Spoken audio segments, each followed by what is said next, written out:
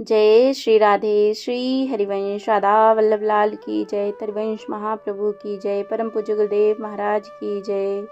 समस्त संतन हरिभक्तन की जय। जय जय श्री राधे। चैतन्य महाप्रभु की जय। बहुत बहुत स्वागत है चैतन्य चरितावली में। आइए सुनते हैं बड़ा ही प्यारा अध्याय। इसका नाम है नवानुराग और गोपी भाव। पर इसे शुरू करने से पहले एक बार हरि नाम गा लेते हैं। मेरे साथ साथ आप भी गाएं। हरे कृष्ण कृष्ण कृष्ण हरे हरे, हरे राम राम राम हरे हरे। हरे कृष्णा। राधे राधे। चलो सुनते हैं नवानुराग और गोपी भाव। महाप्रभु जब से गया से लौटकर आए थे तभी से सदा प्रेम में छके से, बाह्य ज्ञान शून्य से तथा बेसुध से बने रहते थे। किंतु भक्तों के साथ संकीर्तन करने में उन्हें अत्यधिक आनंद आता। कीर्तन में वे सब भूल जाते। जहाँ उनके कानों में संकीर्तन की सुमधुर ध्वनि सुनाई पड़ी कि उनका मन उन्मत्त होकर नृत्य करने लगता। संकीर्तन के वाद्यों को सुनते ही उनके रोम रोम खिल जाते और वे भावावेश में आकर रात्रि भर अखंड नृत्य करते रहते। न शरीर की सुधि और न बाहरी जगत का बोध, बस उनका शरीर यंत्र की तरह घूमता रहता। इससे भक्तों के भी आनंद का पारावार नहीं रहता। वे भी प्रभु के सुखकारी मधुर नृत्य के साथ नाचने लगते। इस प्रकार 12-13 महीने तक प्रभु बराबर भक्तों को लेकर कथा कीर्तन में काल यापन करते रहे। जय हो। काजी के उद्धार के अनंतर प्रभु की प्रकृति में एकदम परिवर्तन दिखाई देने लगा। अब उनका चित्त संकीर्तन में नहीं लगता था। भक्त ही मिलकर कीर्तन किया करते थे। प्रभु संकीर्तन में सम्मिलित भी नहीं होते थे। कभी कभी वैसे ही संकीर्तन के बीच में चले आते और कभी कभी भक्तों के आग्रह से कीर्तन करने भी लगते। किंतु अब उनका मन किसी दूसरी ही वस्तु के लिए तड़पता रहता था। उस तड़पन के सम्मुख उनका मन संकीर्तन के ताल स्वर के सहित नृत्य करने के लिए साफ इनकार कर देता था। अब प्रभु पहले की तरह भक्तों के साथ घुल घुल कर प्रेम की बातें नहीं किया करते। अब तो उनकी विचित्र दशा थी। कभी तो वे अपने आप ही रुदन करने लगते और कभी स्वयं ही खिलखिलाकर हंस पड़ते।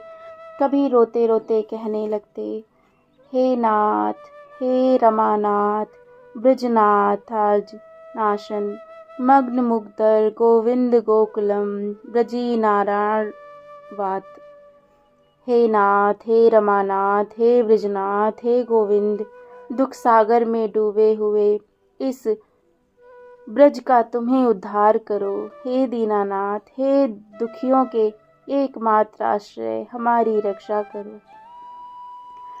कभी राधा भाव में भावित होकर रुदन करने लगते। कभी एकांत में अपने कोमल कपोल को हथेली पर रखकर अन्य मनस के भाव से अश्रु बहाते रहते। कभी राधा भाव में आप कहने लगते, हे कृष्ण, तुम इतने निष्ठुर हो, मैं नहीं जानती थी। मैं रास में तुम्हारी मीठी मीठी बातों में चली गई।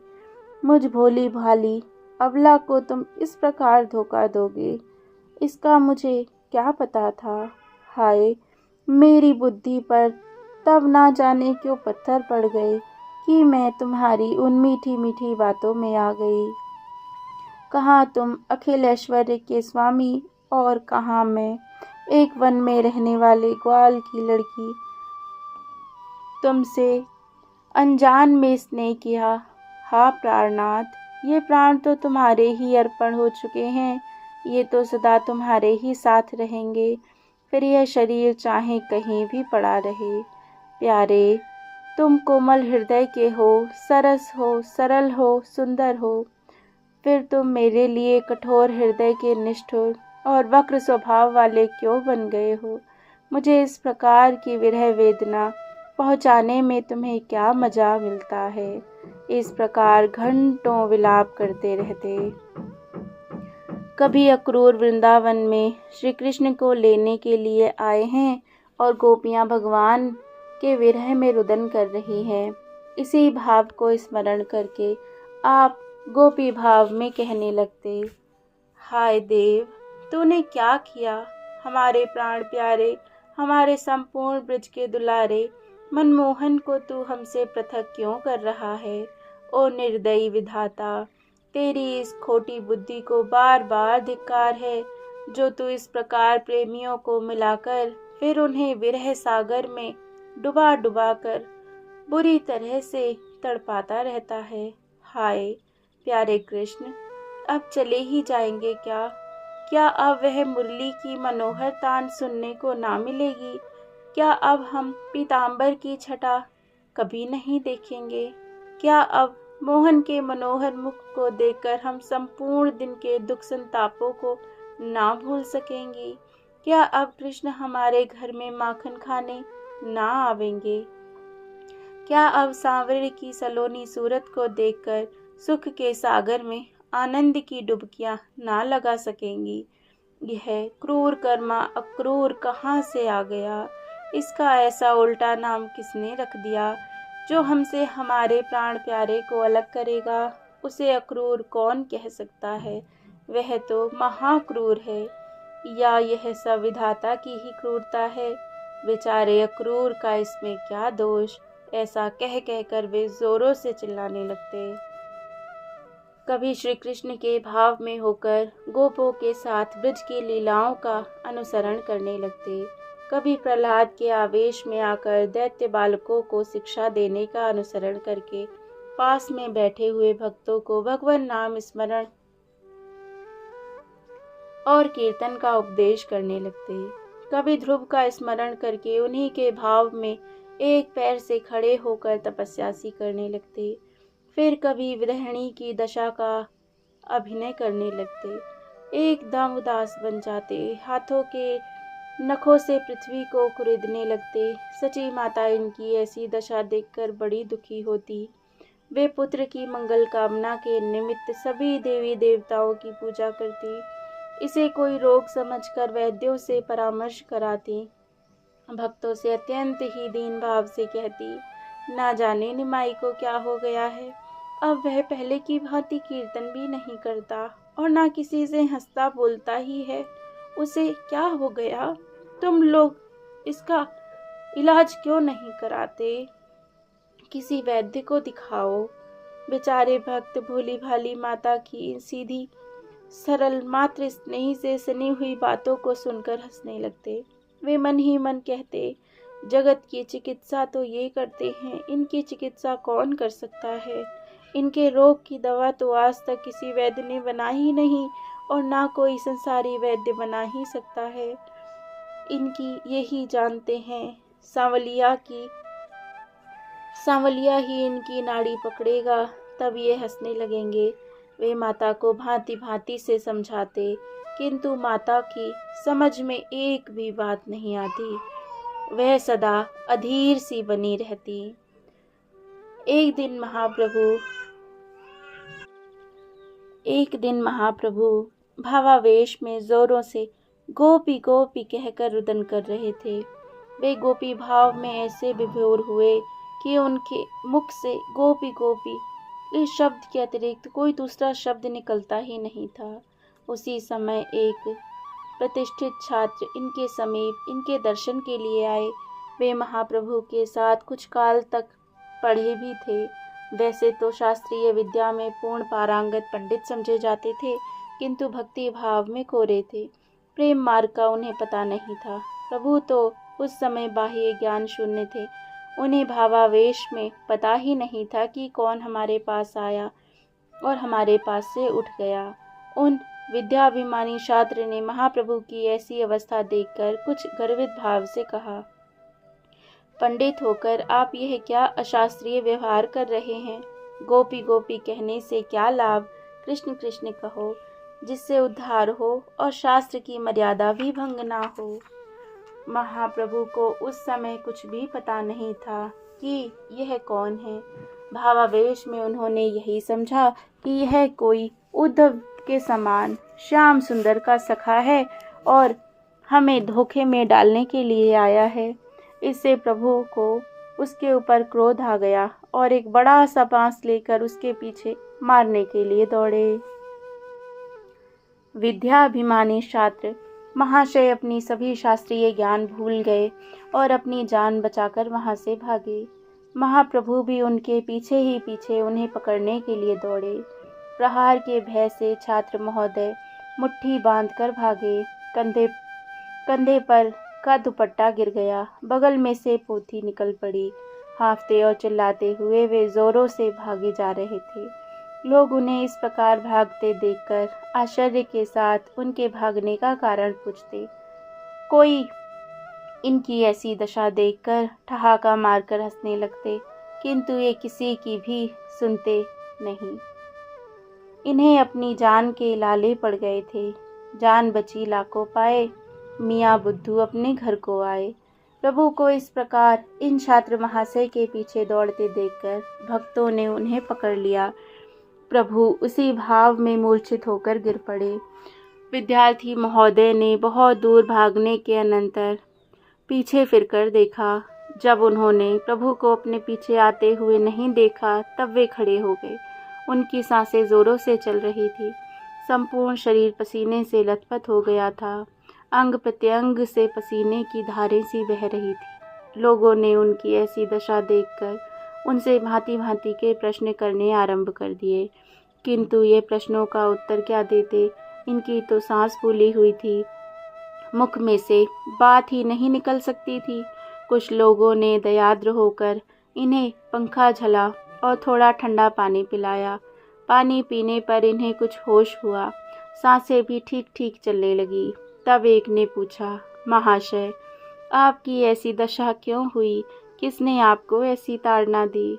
उन्होंने अपने हृदय की द्वेषाग्नि को उगलते हुए कहा, अजी, क्या बताऊं। हमने सुना था कि जगन्नाथ मिश्र का लड़का निमाई बड़ा भक्त बन गया है। वह पहले हमारे साथ पढ़ता था।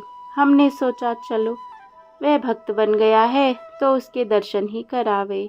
इसीलिए हम उसके दर्शन के लिए गए थे, किंतु वह भक्ति क्या जाने। हमने देखा वह अशास्त्रीय पद्धति से गोपी गोपी चिल्ला रहा है। हमने कहा, भाई, तुम पढ़े लिखे होकर ऐसा शास्त्र विरुद्ध काम क्यों कर रहे हो? बस इतने पर ही उसने आव गिनाना ताव लठ लेकर जंगलियों की तरह हमारे ऊपर टूट पड़ा। यदि हम जान लेकर वहां से भागते नहीं तो वह तो हमारा वहीं काम तमाम कर डालता। इसी का नाम भक्ति है? इसका नाम तो क्रूरता है। क्रूर हिंसक व्याघ्र की भांति ऐसा व्यवहार करते हैं। भक्त तो अहिंसा प्रिय, शांत और प्राणी मात्र पर दया करने वाले होते हैं। उनके मुख से ऐसी बातें सुनकर कुछ हंसने वाले तो धीरे से कहने लगे, पंडित जी, थोड़ा सा और भी उपदेश क्यों नहीं किया? कुछ हंसते हुए कहते, पंडित जी, उपदेश की दक्षिणा तो बड़ी सख्त मिली, घाटे में रहे। क्यों, ठीक है ना? चलो, खैर हुई, बच गए। अब 1.25 रुपये का प्रसाद जरूर बांटना। कुछ ईर्ष्या रखने वाले खल पुरुष अपनी छिपी हुई ईर्ष्या को प्रकट करते हुए कहने लगे, ये दुष्ट और कोई भला काम थोड़े ही करेंगे। बस साधु ब्राह्मणों पर प्रहार करना ही तो इन्होंने सीखा है। रात्रि में तो छिप छिप कर ना जाने क्या क्या करते रहते हैं और दिन में साधु ब्राह्मणों को त्रास पहुंचाते हैं। यही इनकी भक्ति है। पंडित जी, तुम्हारे हाथ नहीं है क्या? उनके साथ 10-20 बुद्धिहीन भक्त हैं, तो तुम्हारे कहने से हजारों विद्यार्थी हैं। एक बार इन सब की अच्छी तरह से मरम्मत क्यों नहीं कर देते? बस तब ये सब कीर्तन कीर्तन भूल जाएंगे। जब तक इनकी नसें ढीली ना होंगी तब तक ये होश में नहीं आएंगे। गुस्से में दुर्वासा बने हुए उन विद्याभिमानी छात्र महाशय ने गरज कर कहा, मेरे कहने में हजारों छात्र हैं। मेरे आंख के इशारे से ही इन भक्तों में से किसी की भी हड्डी तक देखने को ना मिलेगी। आप लोग कल ही देखें इसका परिणाम क्या होता है।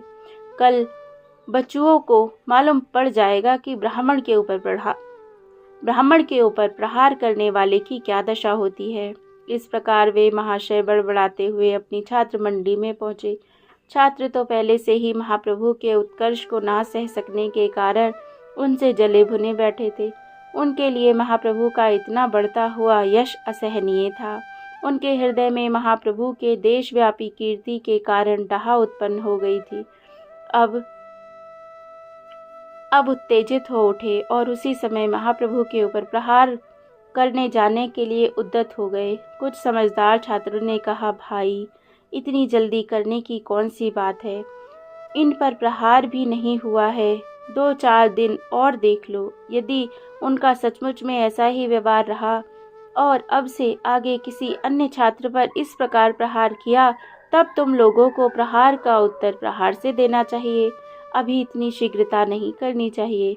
इस प्रकार उस समय तो छात्र शांत हो गए, किंतु उनके प्रभु के प्रति विद्वेष के भाव बढ़ते ही गए। कुछ दुष्ट बुद्धि के मायापुर निवासी ब्राह्मण भी छात्रों के साथ मिल गए। इस प्रकार प्रभु के विरुद्ध एक प्रकार का बड़ा भारी दल ही बन गया था। भावावेश के अनंतर प्रभु को सभी बातें मालूम हुई। इससे उन्हें अपार दुख हुआ। वे घर बार तथा इष्ट मित्र और अपने साथी भक्तों से पहले से ही उदासीन थे। इस घटना से उनकी उदासी और भी अधिक बढ़ गई। अब उन्हें संकीर्तन के कारण फैली हुई अपनी देशव्यापी कीर्ति काटने के लिए दौड़ती हुई सी दिखाई देने लगी। उन्हें घर बार, कुटुंब परिवार तथा धर्म पत्नी और माता से एकदम विराग हो गया। उनका मन मधुप अब घिरी हुई सुगंधी वाटिका को छोड़कर खुली वायु में स्वच्छानंद के साथ जंगलों की कटीली झाड़ियों के ऊपर विचरण करने के लिए उत्सुकता प्रकट करने लगा। वे जीवों के कल्याण के निमित्त घर बार को छोड़कर सन्यासी बनने की बात सोचने लगे। जय हो, जय जय श्री राधे। तो आज ये अध्याय यहीं पर विराम लेता है। जय जय श्री राधे। श्री चैतन्य महाप्रभु की जय। चैतन्य महाप्रभु के भावों की जय। जय जय श्री राधे। जय जय श्री राधे। जय जय श्री राधे श्याम।